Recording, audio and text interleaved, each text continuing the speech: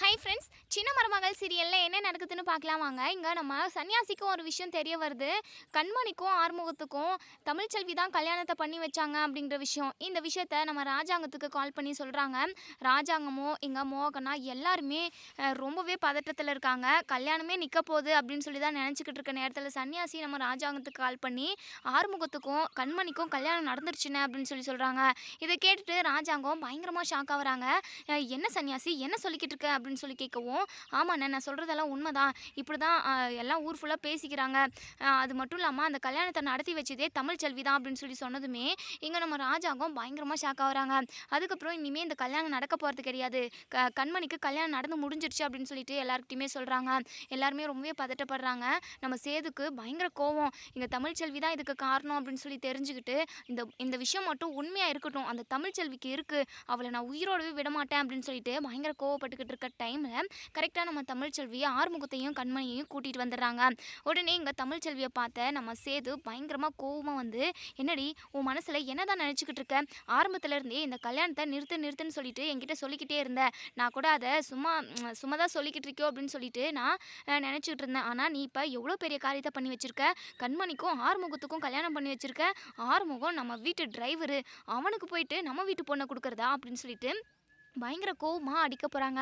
உடனே நம்ம கண்மணி, அண்ணே ஒரு நிமிஷம்ண்ணே, எனக்கும் ஆறுமுகத்துக்கும் கல்யாணம் நடக்கலை அப்படின்னு சொல்லிட்டு இங்கே நம்ம கண்மணி சொன்னதுமே உடனே நம்ம ராஜாங்க இருந்துட்டு, சரிப்பா பிரச்சனையெல்லாம் அப்புறம் பார்த்துப்போம், முகூர்த்தத்துக்கு டைம் ஆகிடுச்சு, கண்மணி நீ போயிட்டு மணமேடையில் உட்காருமா அப்படின்னு சொல்லி சொல்கிறாங்க. இதை கேட்டதுமே நம்ம கண்மணிக்கு என்ன பண்ணுறதுனே தெரியல. ஒரு மாதிரி பயங்கரமாக ஷாக் ஆகுறாங்க. திருட்டு முழிக்கிறாங்க. ஐயோ நம்ம பேசாமல் அங்கேயே கல்யாணம் பண்ணிட்டு இருந்திருக்கலாம், இனிமேல் நம்ம வாழ்க்கையை யாராலையுமே காப்பாற்ற முடியாது, இனிமேல் நம்மளால் ஆறுமுகத்து கூட சேர்ந்து ஒன்று சேர்ந்து வாழவே முடியாது அப்படின்னு சொல்லிட்டு ரொம்பவே ஃபீல் பண்ணுறாங்க. உடனே நம்ம தமிழ்ச்செல்வியை பார்க்குறாங்க. நாங்கள் பாட்டுக்கு கல்யாணம் பண்ணிவிட்டு எங்கேயோ ஒன்று போய் சந்தோஷமாக இருந்திருப்போம், ஆனால் நீங்கள் இங்கே கூட்டிகிட்டு வந்து என் வாழ்க்கையவே கெடுத்துட்டீங்களே அப்படின்ற மாதிரி பார்க்கவும் தமிழ்ச்செல்வி இருந்துட்டு, இங்கே பாரு கண்மணி நீ போய் உட்காருப்போ, கடைசி டைமில் போலீஸ் வந்து அதை நிறுத்திடுவாங்கன்ற மாதிரி அவங்களுமே கண்ணால் சைகை பண்ணுறாங்க. சரி போய் தான் பார்ப்போம், கடைசி நேரத்தில் அந்த மாப்பிள்ளை தாலி கட்டுறப்போ கண்டிப்பாக நம்ம அந்த தாலியை கட்டிக்கக்கூடாது அப்படின்ற மாதிரி நம்ம கண்மணி மனசுக்குள்ளேயே நினச்சிக்கிட்டு மணமேடைக்கு போய் உட்கார்றாங்க. இங்கே மாப்பிள்ளைக்கு பயங்கர சந்தோஷம். அப்பா எப்படியோ பொண்ணும் கிடைச்சாச்சு, போலீஸுமே வர டைம் ஆகும் போல், எப்படியாவது சீக்கிரமாக கண்மணி கழுத்தில் தாலியை கட்டிடணும், அப்போ தான் நம்ம நினச்சது எல்லாமே நடக்கும் அப்படின்னு சொல்லிட்டு ரொம்பவே சந்தோஷப்படுறாங்க. இங்கே ஈஸ்வரிக்குமே அப்பா எப்படியோ கல்யாணம் நடக்க போகுது, எப்படியும் நம்ம நினச்ச மாதிரி பெரிய பணக்கார ஆயிடலாம் நம்ம, இதை வச்சு எவ்வளவோ பிளான் பண்ணி வச்சுருந்தோம், எங்கெங்கேயோ போய் எப்படியோ முடிஞ்சு ஒரு வழியாக நம்ம ஏற்பாடு பண்ண கல்யாணமே நம்ம கூட்டிகிட்டு வந்த மாப்பிள்ளை கூடவே கண்மணிக்கு கல்யாணம் நடக்க போகுது, அப்பாடான்ற மாதிரி இங்கே ஈஸ்வரி வந்து அவங்க பொண்ணுக்கிட்டேயும் சொல்லி ரொம்பவே சந்தோஷப்பட்டுக்கிட்டு இருக்காங்க. இங்கே நம்ம சாவித்திரி இருந்துட்டு, என்ன ஈஸ்வரி ரொம்ப சந்தோஷமாக இருக்க போல அப்படின்னு சொல்லிட்டு மனசுக்குள்ளேயே நினைக்கிறாங்க. அதே சமயம் இந்த கல்யாணம் நடக்க போகிறது கிடையாது, எப்படியும் நான் வந்து கூட்டிகிட்டு வர மாப்பிள்ளை கூட தான் கண்மணிக்கு கல்யாணம் நடக்க போகுது, இன்னும் கொஞ்ச நேரத்தில் இந்த மாப்பிள்ளையை போலீஸ் வந்து அழகாக தூக்கிட்டு போக போகிறாங்க அப்படின்னு சொல்லிட்டு இங்கே நம்ம சாவித்திரி வந்து மனசுக்குள்ளேயே நினைக்கிறாங்க. இப்போது ஐயருமே அதாவது மந்திரத்தெல்லாம் சொல்லிக்கிட்டு இருக்காங்க. இங்கே ராஜாங்கமுமே அப்போ தான் கொஞ்சம் ரிலாக்ஸாக இருக்குது. எப்படியோ நம்ம நினச்ச மாதிரி கண்மணிக்கு நல்ல இடத்துல அதாவது நல்ல இடத்துக்கு போயிட்டு வாழ போகிறா, சந்தோஷமாக இருக்க போகிறா அப்படின்னு சொல்லி நினச்சிக்கிட்டு இருக்காங்க. ஒவ்வொரு நிமிஷமும் இங்கே கண்மணிக்கு பதட்டமாகவே இருக்குது. எப்படியாவது நம்ம ஆறுமுகத்தை கல்யாணம் பண்ணிக்கணும், நம்ம மனசுக்கு பிடிச்ச மாதிரி நம்ம வாழ்க்கையை ஸ்டார்ட் பண்ணணுன்ற மாதிரி தான் நினச்சிக்கிட்டு இருக்காங்க. இங்கே ஆறுமுகத்தை பொல்லுக்க அடி வெளுத்து வாங்குறாங்க, வெளியே கூட்டிகிட்டு போயிட்டு பயங்கரமாக அடிச்சுக்கிட்டு இருக்காங்க. இங்கே நம்ம தமிழ்ச்செல்வி தான் போயிட்டு அவங்க எல்லார்கிட்டையுமே சொல்கிறாங்க, தயவு செஞ்சு ஆறுமுகத்தை அடிக்காதீங்க அப்படின்னு சொல்லிட்டு ஒரு வழியாக இங்கே ஆறுமுகத்தையுமே அடி வாங்க விடாமல் தடுத்துடுறாங்க. இங்கே நம்ம கருப்புக்கு தமிழ்ச்செல்வி வந்து கால் பண்ணுறாங்க. ஆனால் எங்கண்ணா வந்துட்டுருக்கீங்க, இங்கே வேறு முகூர்த்த டைம் முடியறதுக்குள்ளே தாலியை கட்டிட்டு போகிறாங்க, சீக்கிரமாக வாங்கண்ணே அப்படின்னு சொல்லவும், இதோ கிட்ட வந்துட்டோம், மண்டபத்துக்கு வெளியே தான் இருக்கோம் அப்படின்னு சொல்லிட்டு சொல்கிறாங்க. சரிங்கண்ணா நீங்கள் வாங்க அப்படின்னு சொல்லிட்டு சொல்லவும், கரெக்டாக தாலி எடுத்து கண்மணி கழுத்தில் கட்ட வரப்போ இங்கே போலீஸ் வந்து நிறுத்துங்க அப்படின்னு சொல்கிறாங்க. இங்கே எல்லாருமே பயங்கர அதிர்ச்சி. இப்போ தான் பெரிய போராட்டத்தை தாண்டி கல்யாணம் நடக்க போகுதுன்னு சந்தோஷத்தில் இருந்தால் இப்போ என்னடனா போலீஸ் வந்திருக்காங்களே அப்படின்னு சொல்லிட்டு எல்லாருமே பயங்கர அதிர்ச்சியில் இருக்காங்க. உடனே ராஜா அங்கே இருந்துட்டு, சார் என்ன சார் உங்களுக்கு என்ன பிரச்சனை, எதுக்காக கல்யாணத்தை நிப்பாட்ட சொல்கிறீங்க, இது என் பொண்ணோட கல்யாணம். கல்யாணம் நடக்க தான் நடக்கும். கண்டிப்பா இத நீங்க தடுத்து நிறுத்த முடியாது. எதுக்காக நீங்க நிறுத்த சொன்னீங்க?" அப்படின்னு சொல்லவும், உடனே இங்க போலீஸ் இருந்துட்டு, "அப்படி இந்த கல்யாணம் நடந்துச்சு அப்படின்னா, உங்க பொண்ணோட வாழ்க்கை பாதிக்கப்படும்." அப்படின்னு சொல்றாங்க. இத கேட்டதுமே நம்ம ராஜாங்கம் பயங்கரமா ஷாக் ஆகுறாங்க. "அ என்ன என்ன சார் சொல்றீங்க? அ என்னென்னமோ சொல்லிக்கிட்டு இருக்கீங்க.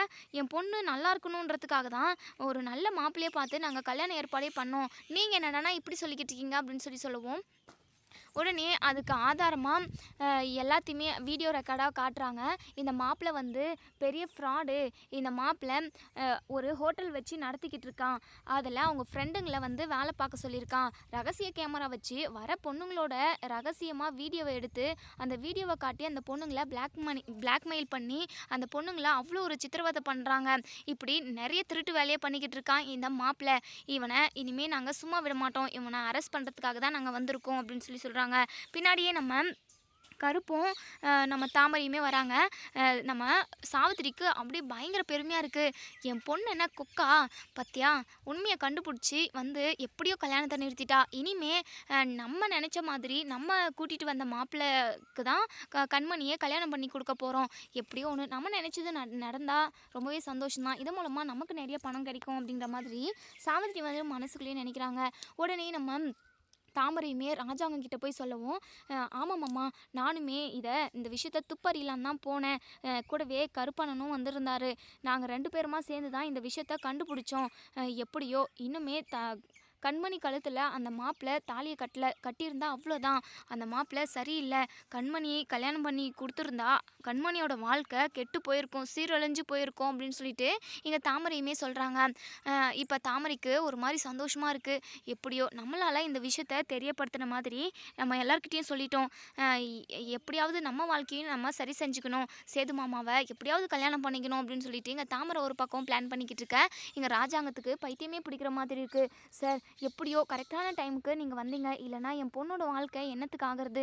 அந்த ரவுடி பொறுக்கி பையனை நீங்க அரெஸ்ட் பண்ணுங்க. நானே கம்ப்ளைண்ட் எழுதி கொடுக்குறேன் அப்படின்னு சொல்றாங்க. உடனே இங்க மாப்பிள்ளையோட அப்பா வந்து, சார், என் பையன் எந்த தப்பும் பண்ணல. தயவு செஞ்சு என் பையனை அரெஸ்ட் பண்ணாதீங்க அப்படின்னு சொல்லிட்டு சொல்லவும், உடனே இங்க நம்ம ராஜாங்கம் பயங்கரமா கோவப்பட்டு, என்ன உங்களுக்கு கொஞ்சம் கூட மனசாட்சியே இல்லையா? என் கண்மணி எவ்வளோ நல்ல பொண்ணு தெரியுமா? பணத்துக்கு ஆசைப்பட்டு நீங்க என் பொண்ண கல்யாணம் பண்ண பார்த்துருக்கீங்க. அதுவே நல்ல பையனா இருந்தா கூட பரவால்ல. சரியான ஃப்ராடு பொறுக்கி, பொம்பள பொறுக்கி. இவன போயிட்டு என் பொண்ணுக்கு கல்யாணம் பண்ணி அதாவது கல்யாணம் பண்ணி கூட்டிட்டு போலான்னு இருந்தீங்களா? என் பொண்ணோட வாழ்க்கைய கெடுக்கணும்னு நெனச்சிருக்கீங்க. சார், இவங்கள குடும்பத்தோட அரெஸ்ட் பண்ணி கூட்டிட்டு போயிட்டு ஜெயில்ல போடுங்க அப்படின்னு சொல்லிட்டு கம்ப்ளைண்ட் எழுதி குடுக்குறாங்க. அதுக்கப்புறம் இங்க அந்த நந்தகுமார் மாப்பிள்ளைய அரெஸ்ட் பண்ணி கூட்டிட்டு போயிடுறாங்க. இப்போ தான் நம்ம கருப்பு வந்து நடந்த விஷயத்த எல்லாத்தையுமே சொல்கிறாங்க. இந்த விஷயம் தமிழ்ச்செல்வி மூலமாக தான் எனக்கு தெரிய வந்தது. மாப்பிள்ளைக்கு ஏகப்பட்ட நோய் இருக்குது. அதுக்கு சித்த மருத்துவம் கூட எடுத்துக்கிட்டு இருந்தாங்க மருந்தெல்லாம். அது மட்டும் இல்லாமல் சரியான பொம்பளை பொறுக்கி அப்படின்னு சொல்லிட்டு நிறைய குற்றச்சாட்டு அந்த மாப்பிள்ளை மேலே. தமிழ்ச்செல்வி தான் இதை எப்படியாவது நம்ம கண்டுபிடிக்கணும், கண்மணியோட வாழ்க்கையை காப்பாற்றணும் அப்படின்னு சொல்லிட்டு சொல்லியிருந்தா. நானும் தாமரையும் தான் போயிட்டு எப்படியோ அந்த விஷயத்த கண்டுபிடிச்சிட்டோம் அப்படின்ற மாதிரி சொல்லிக்கிட்டு இருக்காங்க. இப்போ சேதுக்கு ரொம்பவே சந்தோஷமாக இருக்குது. போய் தமிழ்ச்செல்விக்கிட்ட ரொம்பவே நன்றி, கண்மணியோட வாழ்க்கையை காப்பாற்றிட்டேன். நான் கூட போய் ஊர் ஃபுல்லாக விசாரித்தேன். ஆனால் அந்த மாப்பிள்ளை வீட்டு சைடு தான் யாரோ ஏற்பாடு பண்ணி அந்த மாப்பிள்ளை ரொம்ப நல்லவர் அப்படின்னு சொல்லி என்கிட்ட சொல்லியிருந்தாங்க. நான் கூட நல்ல மாப்பிள்ளை தான் நினச்சேன். ஆனால் பின்னாடி இவ்வளோ பெரிய பிரச்சனையை வரும், இவ்வளோ பெரிய ஃப்ராடாக இருப்பான்னு சொல்லிட்டு நான் நினச்சி கூட பார்க்கல. ரொம்ப நன்றி தமிழ்ச்செல்வி அப்படின்னு சொல்லிட்டு இங்கே தமிழ்கிட்ட நன்றி சொல்கிறாங்க. அதுக்கப்புறம் இங்கே தமிழ்ச்செல்வி வந்து இங்கே ராஜாங்கத்துக்கிட்ட, இங்கே பாருங்கள் மாமா, உங்கள் மேலே நான் மதிப்பும் மரியாதையும் ரொம்பவே வச்சுக்கிட்டு இருக்கேன். தயவு செஞ்சு நான் இப்போ ஒரு விஷயம் சொல்லுவேன், அதை நீங்கள் எனக்கு நிறைவேற்றி தரணும். கண்மணியும் ஆறுமுகமும் கோவிலில் போயிட்டு கல்யாணம் பண்ணிக்கிறதா இருந்தது. கரெக்டாக தாலி கட்டுற டைமுக்கு போயிட்டு இப்படி நீங்கள் யாருக்கும் தெரியாமல் கல்யாணம் பண்ணிக்கக்கூடாது. எல்லாரோட சம்மதத்தோடு உங்கள் கல்யாணம் நடக்கணும். நான் பேசி உங்களுக்கு கல்யாணம் பண்ணி வைக்கிறேன் அப்படின்னு சொல்லிட்டு அவங்கள நான் பேசி சமாதானம் செஞ்சு இங்கே கூட்டிகிட்டு வந்தேன். தயவு செஞ்சு அவங்க 2 பேருக்கும் கல்யாணம் பண்ணி வச்சுருங்க. ஆறுமுகமும் கண்மணியும் ஒருத்தருக்கு ஒருத்தர் விரும்புகிறாங்க அப்படின்னு சொல்கிறாங்க. இதை கேட்டு ராஜாங்க இருந்துட்டு, ஒரு டிரைவருக்கு போயிட்டு எப்படிம்மா என் பொண்ணை கொடுக்க முடியும்? ஏதோ என் பொண்ணு வாழ்க்கையை காப்பாற்றினேன், அதுக்காக ஒரு டிரைவருக்கு என் பொண்ணு வாழ்க்கையை எப்படி நான் அதாவது அவனை நம்பி கொடுக்குறது அப்படின்ற மாதிரியும் சொல்கிறாங்க. கண்மணி வந்து, அப்பா, எனக்கு பெரிய பணக்கார மாப்பிள்ளலாம் வேண்டவே வேண்டாப்பா. பார்த்தீங்களா, பணம் வச்சிட்டு இருக்கவங்க எவ்வளோ பெரிய ஃப்ராடாக இருக்காங்கன்னு. அதுக்காக பணக்கார எல்லாருமே நான் ஃப்ராடுன்னு சொல்ல வரல. என்ன கல்யாணம் பண்ணிக்கிறேன்னு சொல்லிட்டு முன் வரவங்க எல்லாருமே பணத்துக்காக மட்டும்தான் வருவாங்க. ஆனால் ஆறுமுகம் என்ன மனசார விரும்புகிறாரு. அது மட்டும் இல்லாமல் அவர் என்ன ஃபஸ்ட்டு விரும்பலை, அவரை தான் நான் ஃபஸ்ட்டு விரும்பினேன். நான் அவரை கட்டாயப்படுத்தி தான் அவரை வந்து கோவிலுக்கே கூட்டிகிட்டு போனேன். தயவு செஞ்சு எனக்கு ஆறுமுகத்து கூட கல்யாணம் பண்ணி வச்சுடுங்கப்பா அப்படின்னு சொல்கிறாங்க. அதுக்கப்புறம் இங்கே நம்ம ராஜாங்கமுமே ஓகே சொல்லிடுறாங்க. இந்த மாப்பிள்ளையை கூட்டிகிட்டு வந்த ஈஸ்வரியை பயங்கரமாக வெளுத்து வாங்குறாங்க. உனக்கு கொஞ்சம் கூட அறிவில்லை, கண்மணியோட வாழ்க்கையை சீரழிச்சிருப்ப அப்படின்னு சொல்லிட்டு பயங்கரமாக வெளுத்து வாங்குறாங்க. இனி என்ன நடக்கும் அப்படின்றத நம்ம வெயிட் பண்ணி பார்ப்போம் ஃப்ரெண்ட்ஸ். வீடியோ பிடிச்சிருந்தா லைக்